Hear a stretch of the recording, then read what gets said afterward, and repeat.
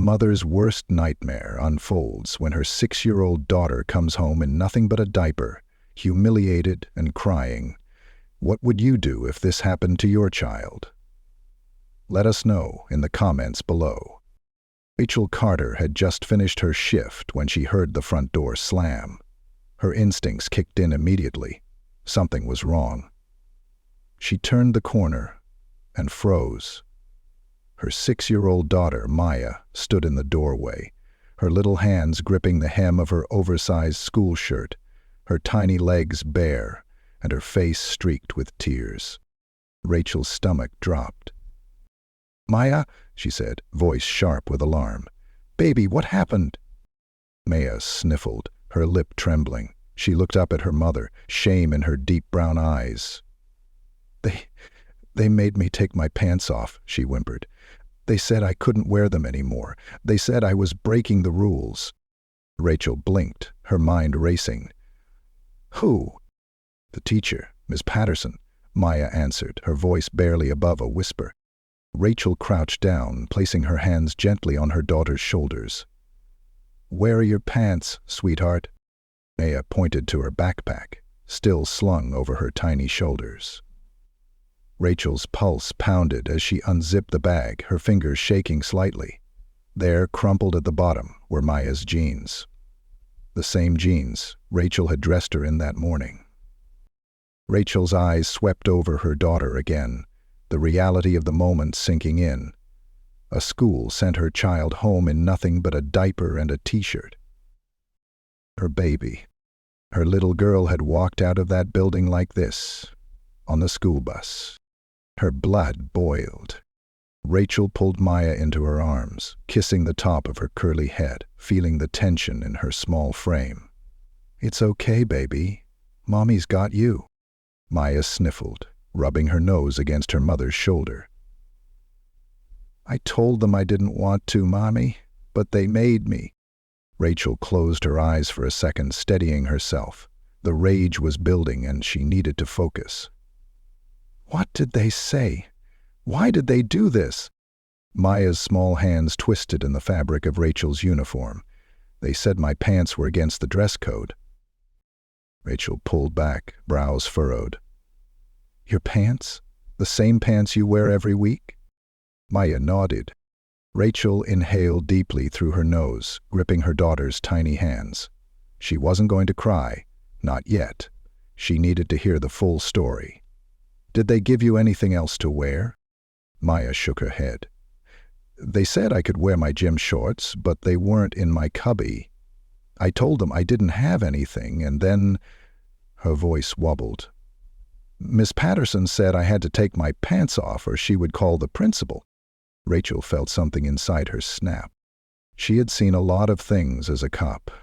She had dealt with hardened criminals, tense negotiations, and life or meth situations. But this was a different kind of crime. This was humiliation. This was cruelty, and it had been done to her baby. Rachel stood abruptly, fists clenching at her sides. "Come on, baby, we're going back to that school." Maya looked up at her, fear flickering across her face. "Am I in trouble?" Rachel immediately softened, kneeling back down. "No, sweetheart, you did nothing wrong. Mommy just needs to talk to some people." She scooped Maya into her arms, walking straight to her squad car. She wasn't in the mood to change out of her uniform. Let them see her badge. Let them feel the weight of what they had done. Rachel buckled Maya into her car seat, brushing a few curls from her daughter's forehead. "I love you, baby." Maya nodded, still clutching her backpack. Rachel shut the door, inhaled deeply, and climbed into the driver's seat. The school had no idea who they had just messed with. As she pulled out of the driveway, her grip on the steering wheel tightened. This wasn't over. It was just beginning. Rachel's heart pounded as she pulled into the parking lot of Willow Creek Elementary, her grip tightening around the steering wheel. The school looked the same as it always did. Calm, quiet, and orderly.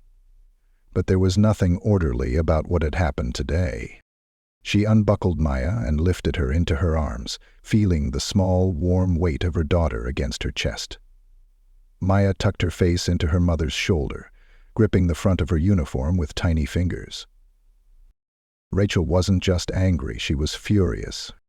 She walked straight to the front desk, her boots clicking sharply against the polished floor. "Good afternoon, Officer Carter." Mrs. Evans, the school secretary, looked up from her computer with a polite smile, but it vanished the moment she noticed Maya in her mother's arms, still in nothing but her school shirt and a diaper. Rachel didn't wait for her to speak. "I need to see Principal Thornton." "Now."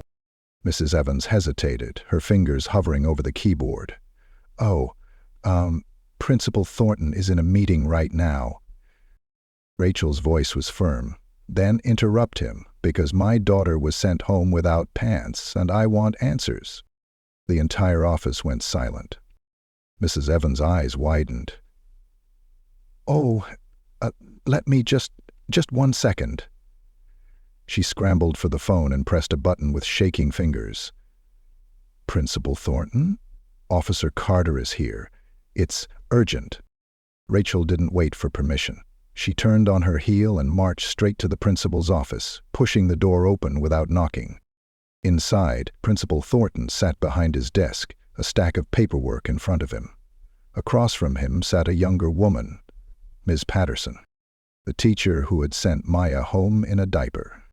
Both of them looked up in shock as Rachel stepped inside, her presence commanding the room. "Officer Carter?" Principal Thornton adjusted his glasses. "You can't just walk in here." Rachel ignored him. She set Maya down in a chair and placed both hands firmly on the desk. "Would you like to explain why my daughter was humiliated and sent home like this?" Patterson shifted uncomfortably in her seat. "We followed protocol." Rachel narrowed her eyes. "Protocol?" Her voice was dangerously calm. "What protocol says to take a child's pants and send her home like this?" Mrs. Patterson's face turned red. "Maya's jeans had a tear in them, which violates the dress code. We asked her to change into her gym shorts, but she didn't have them, so..."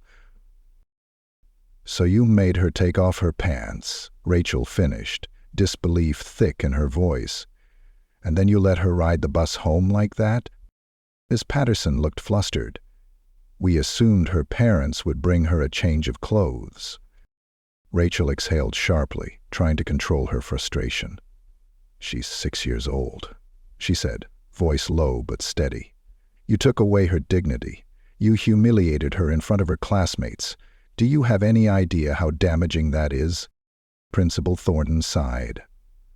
"Officer Carter, I understand you're upset." Rachel turned to him sharply. "No, Thornton. Upset is when I forget my coffee in the microwave. This is something else entirely." She turned back to Miss Patterson. "Would you have done this to a white student?" Patterson's eyes widened. What? Of course. I treat all my students the same." Rachel folded her arms. "Do you?" "Because I looked over the dress code just now and it says students should be given alternative clothing from the lost and found or the nurse's office. Why wasn't that done for Maya?"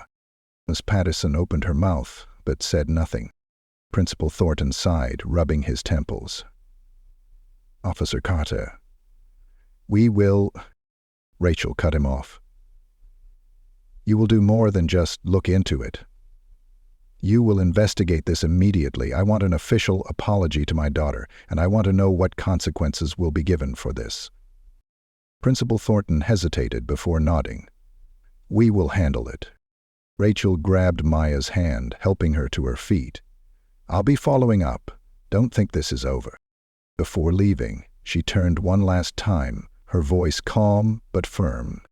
"If this happens again, not just to my child, but to any child in this school, you won't just be dealing with me. You'll be dealing with the law." She didn't wait for a response. She walked out with her daughter's tiny fingers gripping hers. And for the first time since this nightmare started, Rachel didn't waste time. The moment she and Maya got home, she put in a call to the school district superintendent. She had dealt with plenty of bureaucratic roadblocks in her time as an officer, but nothing was going to stand in her way today. By the time the sun set, Rachel had already filed a formal complaint, contacted the local news station, and posted Maya's story on social media. The response was immediate. Parents flooded the comments with outrage, demanding accountability. Some shared similar experiences, exposing a pattern at Willow Creek Elementary that had long been ignored. Rachel sat on the couch, scrolling through the flood of messages.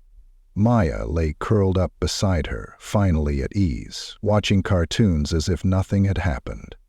Rachel wished she could erase the day from her daughter's memory, but she knew the damage had been done. Her phone buzzed, a text from a number she didn't recognize. "Miss Carter, this is Jennifer Owens from Channel 5 News. We'd like to interview you about your daughter's experience. Let me know if you're available." Rachel's jaw tightened. They wanted to talk? Fine. She had plenty to say. She responded with a simple yes. Tomorrow morning. The next day, Rachel sat in front of the camera, her police badge pinned to her chest. She spoke calmly but firmly, laying out every detail of what had happened. The reporter listened, eyes widening with every sentence. "Officer Carter," Jennifer Owens asked, "what do you hope comes from this?" Rachel didn't hesitate. "I want accountability. I want to make sure this never happens again, to my daughter or to any other child." The interview aired that evening. Within hours, the story had spread like wildfire. The school board was flooded with calls. Parents demanded a meeting. And Rachel, she was just getting started. 2 days later, Principal Thornton called her. "Officer Carter," he said, his voice strained, "I'd like to personally apologize for what happened to Maya." Rachel leaned against her kitchen counter, one hand on her hip. "You'd like to apologize now?" she asked, "after the entire city knows what happened?" "I understand your frustration." "No, I don't think you do." Rachel's voice was steady but firm, "because if you did, we wouldn't be having this conversation after the fact. We'd be having it the moment my daughter walked out of your school half-dressed." Principal Thornton sighed. "We've decided to place Ms. Patterson on administrative leave while we investigate." Rachel scoffed. "Administrative leave?" She let out a short laugh. "That's not enough. She shouldn't be anywhere near children." He hesitated. "The board will review the situation." Rachel shook her head. "That's not good enough." She hung up. That night, Rachel attended the emergency school board meeting. The room was packed, parents, teachers, community members, and reporters. The energy was tense, electric. One by one, parents stood up, sharing their frustrations, their anger, their pain. Some recounted incidents of their own children being singled out. Others demanded Miss Patterson's immediate termination. Finally, it was Rachel's turn. She stood, adjusting the microphone. "My name is Officer Rachel Carter," she began, scanning the room, "and I'm here as both a police officer and a mother." She took a deep breath. "On Monday, my 6-year-old daughter was sent home from Willow Creek Elementary in nothing but a diaper. She was humiliated, shamed, and made to feel like she did something wrong when all she did was come to school in jeans." The room was silent. "This wasn't just a mistake," Rachel continued. "This was a violation of my child's dignity, and I will not stand by while the school tries to sweep it under the rug." A murmur rippled through the crowd. She turned toward the school board members. "I'm calling for the immediate termination of Ms. Patterson. I'm calling for better training for teachers on handling dress code violations without humiliating children. And I'm calling for policy changes that ensure no student is ever put in this situation again." The audience erupted in applause. The superintendent cleared his throat. "Officer Carter, we take this matter very seriously." Rachel cut him off. "Then prove it." The board members exchanged glances. After a tense pause, the superintendent nodded. "Effective immediately. Ms. Patterson's employment is terminated. and we will be reviewing our policies to ensure this never happens again." A wave of relief washed over Rachel. It wasn't just about Ms. Patterson.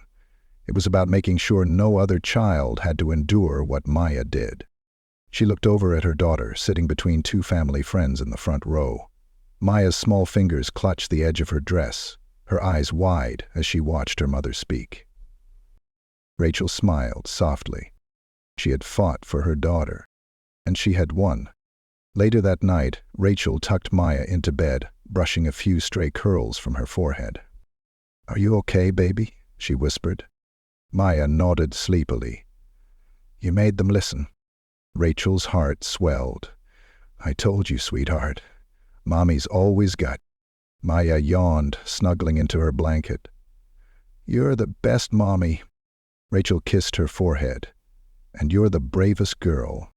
As she turned off the light and closed the door, Rachel finally exhaled. Justice had been served. But more than that, Maya knew, without a doubt, that her mother would always fight for her, no matter what. Rachel sat on the couch later that night, watching Maya sleep peacefully. The soft rise and fall of her daughter's chest filled her with a bittersweet mix of relief and sadness. Today had been a battle, one she never should have had to fight in the first place. But looking at Maya now, knowing that justice had been served, Rachel felt an overwhelming sense of pride. She had done what any mother would, protected her child. But the truth was, this wasn't just about Maya. It was about every black child who had ever been made to feel small, unworthy, or different because of something as insignificant as a dress code violation. It was about the countless children who had been unfairly disciplined, humiliated, or excluded under the guise of following the rules. Rachel had been a police officer long enough to know how systems worked, and she also knew that unless someone stood up, nothing would change. Maya stirred slightly, murmuring something in her sleep, and Rachel instinctively reached over to smooth her daughter's curls. This little girl, so full of life, so eager to learn, had been made to feel like she had done something wrong. And for what? A tear in her jeans? Rachel exhaled sharply, shaking her head. It was deeper than that. Maya had been singled out, and that was something Rachel refused to ignore. The next morning, Rachel woke up to an inbox full of messages. Some were from parents thanking her for speaking out. Others were from local activists, teachers, and even former students who had their own horror stories about the school's unfair treatment. One email in particular caught her attention. Subject: "Thank you for standing up for my son. Ms. Carter, I saw your interview last night and just wanted to say thank you. My son, Elijah, is in 3rd grade at Willow Creek Elementary. Last year he was suspended for wearing the wrong colored hoodie. The school claimed it was against the uniform policy, but his white classmates wore the same thing with no issues. I complained, but no one listened. They made me feel like I was overreacting, like I was imagining things. But when I saw what they did to Maya, I knew I wasn't alone. Thank you for making them listen. Sincerely, Denise Walker." Rachel clenched her jaw. This wasn't an isolated incident. It was a pattern.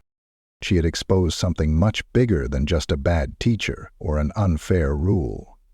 She had exposed a system designed to keep certain students in check while giving others the benefit of the doubt. And now that it was out in the open, she wasn't about to let it fade into the background. She picked up her phone and dialed. "Hey, this is Rachel Carter," she said. "I'd like to organize a meeting with the school district. We need to talk about long-term policy changes." The voice on the other end hesitated, but Rachel wasn't about to back down. "If they think firing one teacher is enough, they're wrong," she continued. "This goes beyond Ms. Patterson. We need real accountability. We need real change." A pause, then, "We'll set something up." Rachel hung up, exhaling slowly. This fight wasn't over. 1 week later, Rachel stood in front of a packed auditorium at the district office. Parents, teachers, board members, and community leaders had gathered to discuss the future of Willow Creek Elementary. The energy in the room was tense but hopeful. Rachel took the microphone and looked out at the crowd. "I want to start by saying this isn't just about my daughter," she began. "This is about every child who has ever been made to feel less than, every child who has been unfairly targeted, every child who has been told they don't belong." Murmurs of agreement rippled through the audience. For too long, schools have operated under rules that disproportionately harm Black and brown students. They call it discipline, they call it protocol, but we know what it really is. She paused, letting her words sink in. It's bias, it's discrimination, and it needs to stop. A loud round of applause erupted from the crowd. Rachel continued. "Our children deserve to learn in an environment where they feel safe and valued, not shamed, not humiliated, not sent home half-dressed for something as trivial as a tear in their jeans." She turned toward the school board members. "So I'm here today, not just as a mother, but as a member of this community, to demand real change. Dress codes need to be reviewed, teachers need better training, and we need accountability when things go wrong." The board members exchanged glances. Then the superintendent nodded. "We hear you, Ms. Carter, and we are committed to making those changes." Rachel let out a breath she didn't realize she was holding. They weren't just listening. They were taking action. Over the next few months, things at Willow Creek Elementary started to shift. Dress code policies were rewritten to focus on equity and inclusivity rather than punishment. Teachers received mandatory training on implicit bias and cultural sensitivity. And most importantly, a new oversight committee was formed to ensure these policies were being followed. Rachel kept a close eye on everything. She attended every meeting, spoke to parents, and made sure the school followed through on their promises. And soon, the stories that had once been swept under the rug were now being addressed in the open. No more silence. No more following protocol at the expense of a child's dignity. Real change was happening. And it all started with one little girl coming home in a diaper. One evening, as Rachel and Maya sat outside watching the sunset, Maya looked up at her mom with curious eyes. "Ade?" she asked. "Yes, baby?" "Where do they say sorry?" Rachel smiled gently, because they realized they were wrong, and when people do something wrong, they need to take responsibility. Maya thought about that for a moment. Did they learn their lesson? Rachel wrapped an arm around her daughter. "I think they did, and if they ever forget, we'll remind them." Maya giggled. "You're really good at reminding people, Mommy." Rachel laughed. "That's my job." As the sun dipped below the horizon, Rachel felt something she hadn't in a long time. Hope. Because for the first time it felt like things weren't just being talked about. They were actually changing. And if standing up for her daughter helped other children in the process, then every battle had been worth it. No mother should ever have to go through what she did. No child should ever feel what Maya felt. And as long as Rachel had a voice, she would make sure no one else ever had to. This wasn't just a fight she won. It was a fight for every child's right to be treated with dignity. And that was a victory worth celebrating.